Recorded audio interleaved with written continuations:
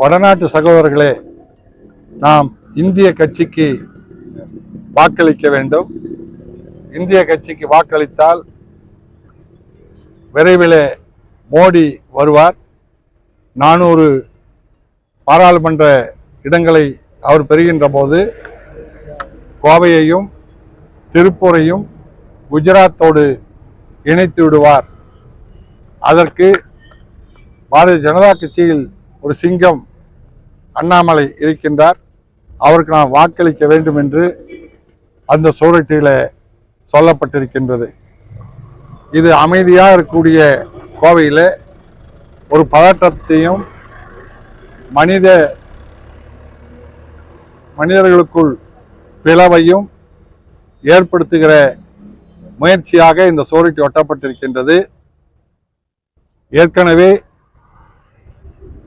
கடந்த ஹோலி பண்டிகையின் போது ஒரு பொய்யான தகவலை வடநாட்டிலே பரப்பி தமிழ்நாட்டிலே வட இந்தியர்கள் தொழிலாளர்கள் தாக்கப்படுகின்றார்கள், துரத்தப்படுகின்றார்கள் என்றெல்லாம் செய்தியை பரப்பி ஹோலி பண்டிகைக்கு ரயிலிலே ஊருக்கு சாரியாக சென்றவர்களை தமிழர்கள் தாக்கித்தான் அவர்கள் ஊர் திரும்புகிறார்கள் என்ற அந்த படங்களை எல்லாம் போட்டு வலைதளங்களிலே ஒரு பரபரப்பையும் பொய்யான செய்தியும் பரப்பி ஆளுகின்ற திராவிட முன்னேற்ற கழகத்தின் மீதும் ஸ்டாலின் மீதும்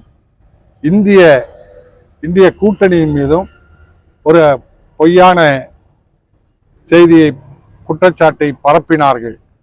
அதுபோல நோக்கத்தோடு இந்த சுவரொட்டி ஒட்டப்பட்டிருக்கும் என்று நாங்கள் நினைக்கின்றோம். இந்த சுவரொட்டி தேர்தலிலே குறுக்கு வழியிலே மக்களை பிளவுபடுத்தியும் கலவரத்தை உருவாக்கியும் தேர்தலில் வெற்றி பெற வேண்டும் என்று நினைக்கின்றார்கள் என்பதையும் புரிகின்றது. அமைதியான கோவையில் அப்படி ஒரு நிலையை உருவாக்கிவிடக் கூடாது என்பதற்காக அரசாங்கம் உடனடியாக இந்த சுவரொட்டியை ஒட்டியவர்கள் மீது நடவடிக்கை எடுக்க வேண்டும், ஒட்டப்பட்ட சுவரொட்டிகளை அப்புறப்படுத்த வேண்டும் என்றும் நாங்கள் இன்றைக்கு காவல்துறை அதிகாரியை சந்தித்து மனு அளிக்கின்றோம். இங்கே வாழ்கின்ற வட மாநிலத்தை சார்ந்த குஜராத்திகளோ மற்ற மாநிலத்தை சார்ந்தவர்களோ நன்றியுணர்வோடு தமிழ்நாட்டில் இருக்க வேண்டும். தமிழ்நாடு அவர்களை வாழ வைத்துக் கொண்டிருக்கின்றது. அதை தாண்டி அவர்கள் திருப்பூரையும் கோவையையும் குஜராத்தோடு சேர்ப்போம் என்று அவர்கள் ஒரு வேளை அப்படி ஒட்டி இருந்தாலும் அது தவறு. நிச்சயம் அதற்கான தண்டனையை அவர்கள் அனுபவிப்பார்கள். நிச்சயம் தேர்தல் விதிமுறையை மீறிய செயல். தேர்தல் விதிமுறையிலேயே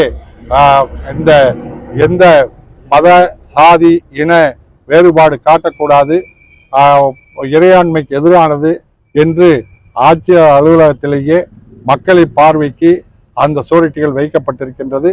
அதை தாண்டி ஆட்சியர் அலுவலகத்துக்கு முன்னாலேயே இந்த சுவரொட்டியும் ஒட்டப்பட்டிருக்கின்றது. இந்தியில சுவரொட்டியும் ஒட்டப்பட்டிருக்கின்றது.